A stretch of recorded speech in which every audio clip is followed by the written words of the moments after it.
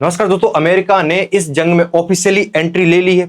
Iran की 3 nuclear sites पर America की तरफ से अटैक कर दिया गया और इन तीनों साइट्स को यहां पर तबाह कर दिया गया है। अमेरिका ने इन जो न्यूक्लियर साइट्स हैं, इसमें जो सबसे इंपॉर्टेंट जो साइट्स है जो है फोर्डो जो साइट है, ये जमीन के अंदर है। और इजराइल जो अटैक कर रहा था, इस्फहान पर कर रहा था, नतांज पर कर रहा था, इन पर लगातार हमले हो रहे थे, लेकिन इजराइल की तरफ से ऊपरी सतह को टारगेट किया जा रहा था। लेकिन जो फोर्डो है वो जमीन के अंदर है। इजराइल के पास इस तरीके के वेपन है नहीं। अमेरिका ने इस स्ट्राइक में कौन से बंकर बस्टर जो बम है उनका यूज किया है, वो सब बताऊंगा आपको। और मिडिल ईस्ट में क्या अब सब देश आपस में लड़ने वाले हैं? क्या सिचुएशन आगे की होने वाली है? क्या एक वर्ल्ड वॉर 3 की अब यहां से शुरुआत देखने को मिल सकती है? क्या किस तरीके का माहौल यहां पर बनने वाला है? इजराइल के प्रधानमंत्री नेतन्याहू का जो पहला रिएक्शन आया, जो अमेरिका ने अपनी तरफ से जो स्ट्राइक की है कि यहां पर जो फोर्डो को टारगेट किया गया है, मेन जो टारगेट था वो फोर्डो ही न्यूक्लियर साइट्स थी, जमीन के अंदर वाली। नेतन्याहू ने जो स्टेटमेंट में कहा, इन्होंने जो डोनाल्ड ट्रंप है उन्हें इस बात की बधाई दी। उसके बाद इन्होंने कहा कि ये बोल्ड डिसीजन है और इससे इतिहास चेंज होगा, विल चेंज हिस्ट्री। क्या इस हमले के बाद ईरान में कुछ बड़ा होने वाला है? ईरान में जो इनका जो मेन प्लान है वो क्या ईरान की सत्ता को परिवर्तन करना ही है? अब आगे बताऊंगा कि क्या क्या पॉसिबिलिटी बन रही है। मिस्टर ट्रंप जो यहाँ पर कहते हैं कि हमने जो 6 बंकर बस्टर बॉम्ब है उनको गिराया है, कहां पर? फोर्डो पर। इसको जो 6 बंकर बस्टर हैं ये सिर्फ अमेरिका के पास ही है, दुनिया में किसी के पास नहीं है। इस तरीके के जो जमीन के अंदर जाकर इतने गहराई में जाकर इसको तबाह किया। और 30 टॉम होक मिसाइल का यूज किया गया, जो अदर साइट्स हैं, इस्फहान हो गया, नतांज हो गया, इन पर टॉम होक मिसाइल का यहाँ पर यूज किया गया है।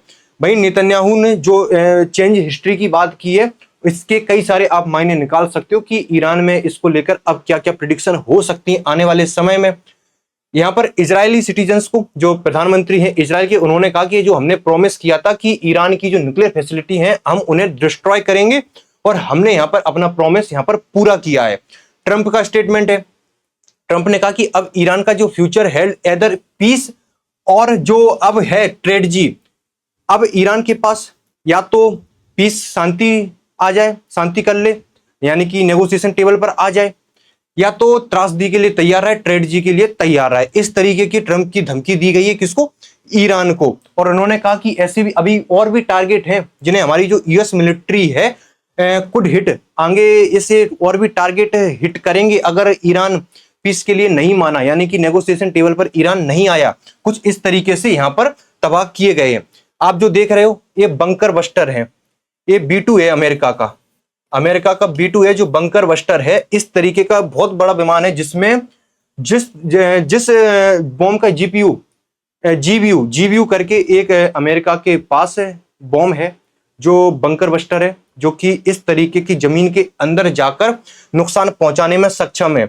जो फोर्डो न्यूक्लियर प्लांट है, इनरिचमेंट प्लांट है जो ईरान का, वो जमीन के 300 फीट अंदर है।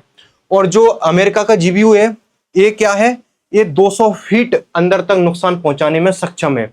यानी कि अमेरिका ने कहा कि हमने एक पूरी खेप जो फोर्डो है उस पर पूरी खेप डाल दी, उसको पूरी तरीके से यहां पर तबाह किया गया है। ट्रंप के द्वारा स्टेटमेंट आया, ट्वीट के द्वारा इन्होंने जानकारी दी कि हमने इस मिशन को पूरी तरीके से सक्सेसफुल कर लिया है और 3 साइट्स को यहां पर नुकसान पहुंचाया गया है।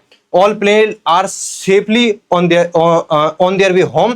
Congratulations to our great American warrior. There is not another military in the world that could have done this. इन्होंने कहा कि दुनिया में कोई ऐसी मिलिट्री है ही नहीं जो इस काम को कर पाए।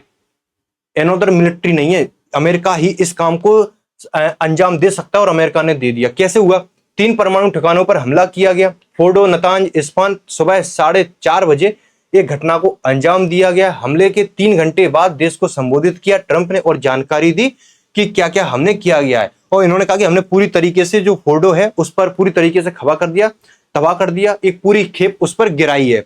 ईरान को धमकी देते हुए इन्होंने कहा कि अब या शांति कायम कर ले, या जो ट्रेड जी वाले बताया कि आप त्रासदी के लिए यहाँ पर तैयार हो जाए कि अगर ईरान यहाँ पर नहीं मानता है तो इससे भी बड़े हमले ईरान पर और होंगे। ये वो साइट्स हैं फोर्डो, नतांज, इस्फहान, ये ईरान की मिडिल में पड़ते हैं। तीनों साइट्स ईरान के पास में ही है, ज़्यादा इनमें दूरी है नहीं। इस तरीके से इनको यहाँ पर टारगेट किया गया है। जो फोर्डो एनरिचमेंट प्लांट है, इस तरीके से जमीन के अंदर पहाड़ियों में ईरान के द्वारा बनाया गया है, जिसको सिर्फ अमेरिका के बंकर बस्टर ही तबाह कर सकते थे। और अमेरिका का इस जंग में उतरना इस बात का निर्णायक रूप ले भी सकता है कि अब इस जंग का मोड़ किस ओर जाने वाला है। ईरान की तरफ से क्या स्टेटमेंट आया, ईरान क्या अब पीस नेगोशिएशन टेबल पर आने के लिए तैयार है या कुछ और, सब कुछ बताऊंगा इस वीडियो में। जो नतांज है, इसमें बताया जाता है कि 3 परमाणु बम बनाने का यूरेनियम इस साइट्स पर था और इसमें एडवांस सेंट्रीफ्यूज लगे हैं। इसमें 200 यूरेनियम 235 की सफाई होती है। इसके अलावा जो इस्फान है, तीसरा न्यूक्लियर साइट से, इसमें जो यूरेनियम है उसको गैस में कन्वर्ट किया जाता है। यहाँ पर अमेरिका ने ईरान पर पहले ही हमले की जानकारी दी थी। ये न्यूज में ये बातें सामने निकल कर आ रही हैं कि अमेरिका ने ईरान को जानकारी पहले ही दे दी थी कि हम तुम पर हमला करने वाले हैं। ये एक ईरान की एक न्यूज वेबसाइट है अंबाज, इसके मुताबिक ईरान की सीनियर अधिकारी ने कहा कि अमेरिका ने हमले से पहले ईरान को एडवांस में नोटिस भेज दिया था। और जो अधिकारी हैं इन्होंने कहा कि हमारा नाम मत छापना, जो खबर हम आपको दे रहे हैं। इस शर्त पर इन्होंने ये जानकारी बताई कि 21 जून को जो ट्रंप प्रशासन है ईरान को बताया था कि उसका मकसद ईरान के साथ युद्ध करना नहीं है, लेकिन जो 3 न्यूक्लियर साइट्स हैं उन पर हम हमला करने वाले हैं। इस तरीके की बात यहाँ पर कही जा रही है। अब अमेरिका इस जंग में ऑफिशियली कूद गया है। यहाँ पर ईरान की तरफ से स्टेटमेंट आया। ईरान ने कहा कि अमेरिका ने इस जंग में कूदकर एक नया मोड़ दे दिया है, यानी कि ईरान अब रुकने वाला नहीं है। ईरान अब हमला करेगा और इस चीज का पूरी ताकत से बदला लेगा। अगर ईरान अमेरिका के जो न्यूक्लियर जो बेस हैं, एयरबेस हैं, उस क्षेत्र में, मिडिल ईस्ट वाले क्षेत्र में अगर इन पर हमला करता है तो ईरान की बहुत बुरी हालत होने वाली है, क्योंकि अमेरिका फिर ईरान को फिर बिल्कुल नहीं छोड़ने वाला। अभी सिर्फ न्यूक्लियर प्लांट्स हैं उनको टारगेट किया गया है। यहाँ पर ईरान की तरफ से 14 इजरायली ठिकानों को यहाँ पर टारगेट किया गया। जैसे ये जो न्यूक्लियर प्लांट को अमेरिका ने स्ट्राइक की, उसके बाद ईरान की तरफ से सीधा इजराइल पर मिसाइलें दाग दी गई और 14 ठिकाने यहाँ पर इजराइल के हिट किए हैं ईरान ने। अब 3-4 पॉसिबिलिटी बन रही हैं। क्या एक बड़ी जंग होने वाली है? क्या ईरान के साथ रूस भी इस जंग में कूदने वाला है क्योंकि अमेरिका कूद गया है? क्या चाइना की एंट्री होने वाली है? पाकिस्तान तो इस बीच में उछल ही रहा है। क्या इस तरीके से अब मिडिल ईस्ट वाला क्षेत्र का माहौल बिगड़ने वाला है? तेल की कीमतें हो सकता है कि बढ़ जाएं। जो रेड सी है और इधर जो पर्शियन गल्फ है, इसमें अब माहौल खराब होने वाला है।